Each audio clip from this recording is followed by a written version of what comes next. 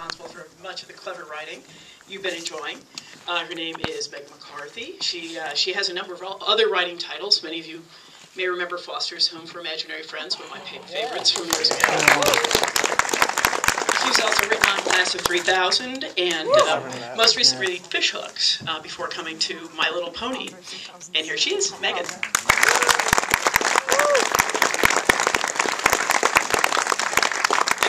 Almost doesn't need introduction.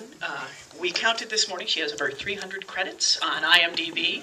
You know her in many incarnations as Raven from Teen Titans, as Bubbles from the Powerpuff Girls, Dill Pickles from Rugrats, Timmy Turner from Fairly Odd Parents, and Batgirl. But most recently, and most importantly, you know, Tara Strong from My Little Pony as Twilight Sparkle.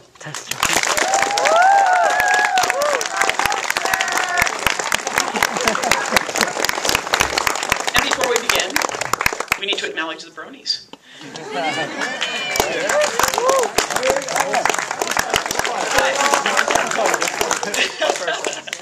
All right, folks, let's get started. I was hoping we could start a bit with you, Meghan, to talk about how you're adapting My Little Pony, characters that have been around for 30 years. They've been toys. They were an animated series back in the 80s. They were a movie. They're games. They seem like they're really a part of our culture. Can you tell me what the goals are for this series and perhaps how it's a little different from its 80s predecessor?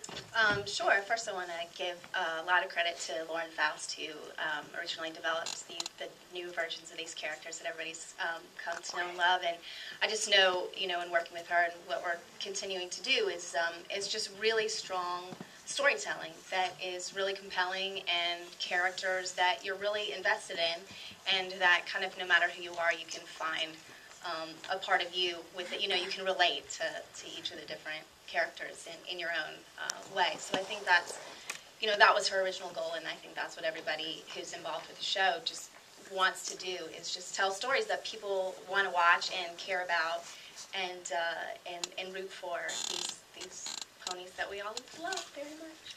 Yeah, I think perhaps the diversity of the audience sort of speaks to how compelling and how successful you guys have been in accomplishing that. Obviously, the show targets girls who are between the ages of 4 and 8, but if you're looking around, it's a much broader appeal today. Can you tell me why you think the show connects with viewers? What is it about the show that is engaging? I don't know if that's a question for me or. We'll give them a turn soon. Yes, I think that first of all, I think it's a great looking show. So if you have any appreciation for animation and design, I mean, you see it and it just jumps out at you, and you're automatically going to be drawn to that. And then I think once you watch the show, it has really fun characters. The sense of humor is great. The tone is great. And I think that there's sort of a lot of cynicism in a lot of entertainment today, and this really just is a genuine show that it's about characters who care about each other, and I think that draws in everybody, because everybody deep down wants to be nice and appreciates nice characters. So I think that's a big draw to it, and I think obviously we've included a lot of kind of pop culture references. The episode we just watched obviously has some Indiana Jones vibe going, so there's a lot of that sort of thing that's fun for an older audience member to kind of catch. And then lastly, I would say the mythology. This is a show where there is a pretty deep backstory to the characters and a deep mythology and an ever-growing world that I think if you're an older audience member, I think you'd be really drawn to that. And then it also allows you to sort of, in fan fiction and art and all that kind of stuff, build on that yourself and run with that world in the way you would with other sort of fantasy type properties. Okay. Tara, could you tell me a bit about how you begin to understand the characters you give voice to and portray? Maybe if you could talk generally about how you approach this art, and then more specifically about My Little Pony. Okay. Hi, bronies. Hi, Twilight. We're not above pandering here. Okay, so when as a voiceover actress or actor you get an audition, they will give you a drawing, a sketch of the character.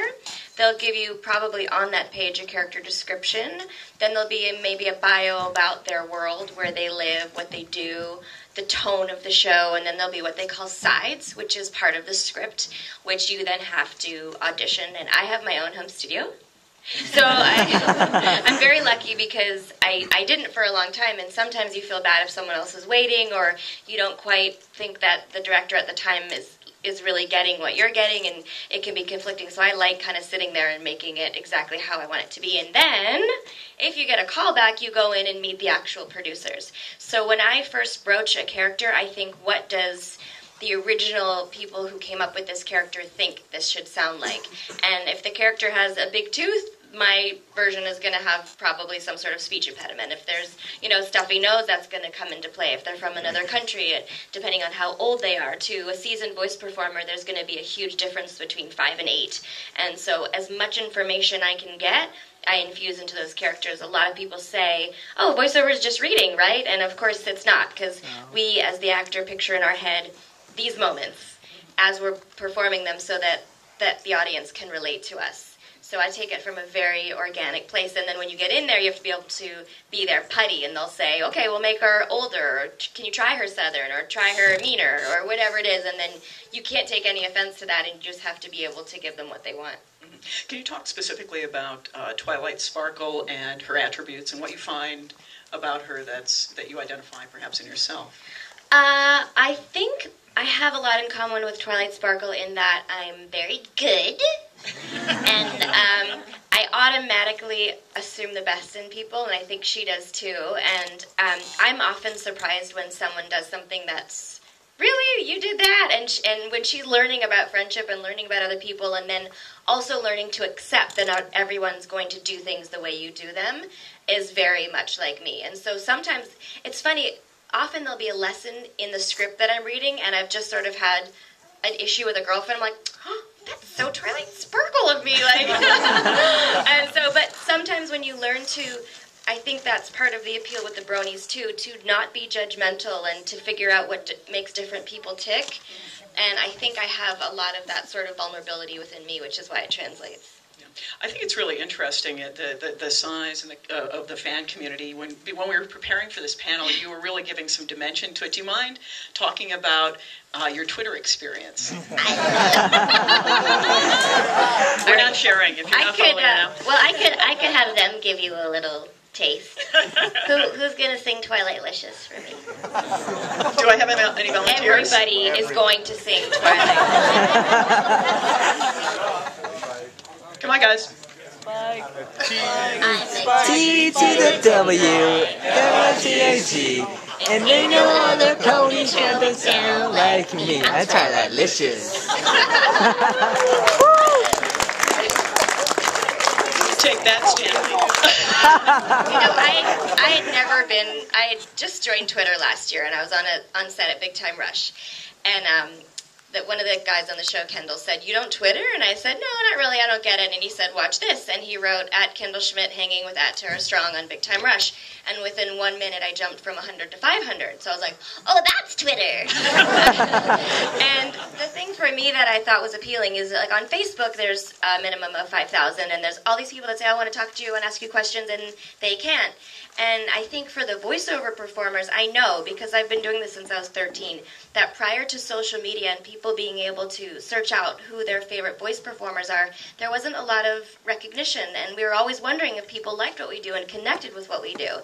And because of social media, they can say, you were so funny, or we love this, or, why did that happen? And I love being able to connect with people, and I love knowing that they're appreciating what I do. And so I find Twitter a way to engage with the fans and stand behind them and embrace them, and then on top of the fact, like, tell them about things that are going on. No spoilers, of course, except for my silly spoilers that I'm sure you've all seen. I'll put like, spoiler, and then I'll take a picture of the end of the script, and it'll just be the end. And I like to, like, a lot of the on-camera celebrities that say, me in a bathing suit, and they'll just, like, take a picture of themselves, so I started putting my animated characters, like, me naked, and it's Timmy Turner in a pool, or me in a diaper, and it's Baby Dill, and me kissing another man, and it's my character on Family Guy, or whatever it is, and the fans love it, so I it's like a big mutual love fest. Excellent.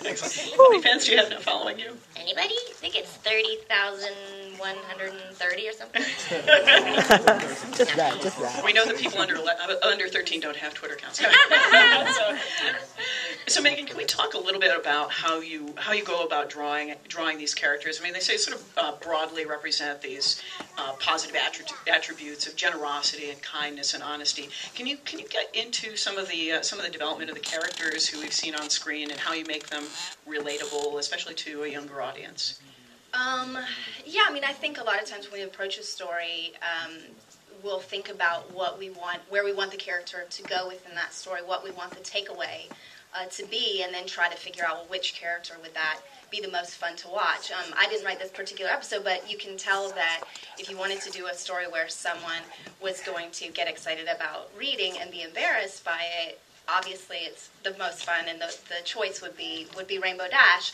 And I think it's fun to take a character that has sort of, she's athletic and competitive, and try to find another side to her, and expand on that, and it just deepens the characters and makes them more like real people.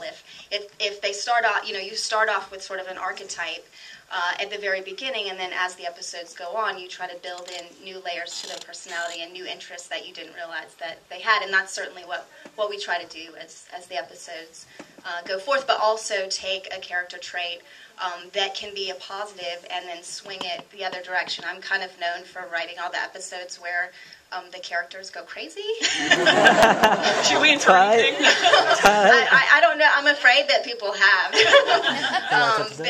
But where like a Lesson Zero or a Party of One, where you have Twilight or Pinkie Pie just go crazy. But that's fun to watch, and what's so great about this show is because it is such a great representation of lots of different types of characters, that you can really go there with the comedy.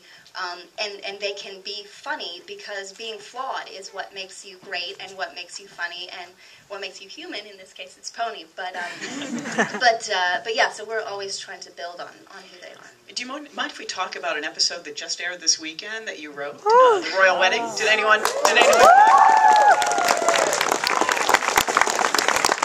Well, ready. We did a wedding episode? Why didn't anybody think to promote that? Because you didn't have a private event at the Royal Could you take me through the evolution of the series and what the inspiration was for Princess Cadence in shining armor to get together? The original concept for the idea, the premise came from Lauren and I believe Rob Renzetti, who was a story editor at the time as well. So I was brought in when the premise was kind of already in place, and then broke the bigger story with them. But I know we were going to do this big wedding episode, and it was really important that there be a really strong character conflict. And it just kind of lent itself, I feel like, to this brother and sister relationship, because you may not have a sibling who's getting married, but having an older sibling or a younger sibling, or that relationship, or even a friendship where it feels like someone is moving on, and are they going to move on in such a way that you won't get to have the same relationship. And so that was sort of the building block for the original sort of foundation of the episode, was to explore that for Twilight. And then, we knew we were going to do a two-parter, and we wanted it to be epic. So we needed to introduce a really good new villain, and I think we found that. Discord sister. Hopefully everybody saw it, or I'm totally spoiling it. Spoiler alert! So before I throw it up into the group, because I'm sure these guys have some questions. Tara, did you sing? I didn't sing. No, I would like to, but the thing is the show's primarily voiced in Vancouver, and initially they asked me to fly back and forth, and it's really challenging for me because I do work on so many other shows, and I have a 7 and 10-year-old at home, so I said I really couldn't do that. And I do think that the girl who does the singing, I'm so sorry, I'm blanking on her name, she does a fantastic job, and so it's fine. I do love to sing, so I was like, I would do it, but it's challenging to go back and forth for me because of all the stuff I'm doing, and right now I'm doing a lot of traveling also with the conventions and trying to reach out and let everyone get some kind of autograph, and Are we going to have some Comic-Con something from Comic-Con hopefully in the near future? Right. One last question, then I'll throw it up into the room. Are you guys? There's such a strong such strongly drawn characters, and obviously it has quite a cultural resonance now. Are there any plans for anything longer term? Any sort of film? Are there any sort of film projects in the works that you guys are contemplating? I can't. Not at this time. Okay. All right. We'll start that. Does anyone have any questions? That was a dumb question. We'll start here. This is a question for Meghan McCarthy. And when you first started to notice the larger demographic of the show, how did that affect your writing or how you felt about the show? I always say that I approach anything that I work on.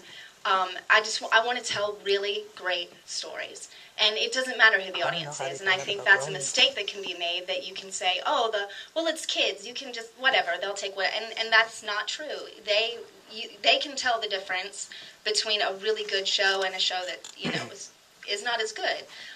So it hasn't really changed how I've tried to write the episodes, in terms of I've always started from a place of who the characters are and what they want, and let's tell a story that you're going to want to watch it all the way through. I know that once people became aware that there was an older fan base. I know especially Jason Thiessen, who's at Studio B. He's great at finding these really fun ways to incorporate little shout-outs to the fans and stuff like that. But that's definitely something that sort of comes after the process of making sure we're telling the best story that we can.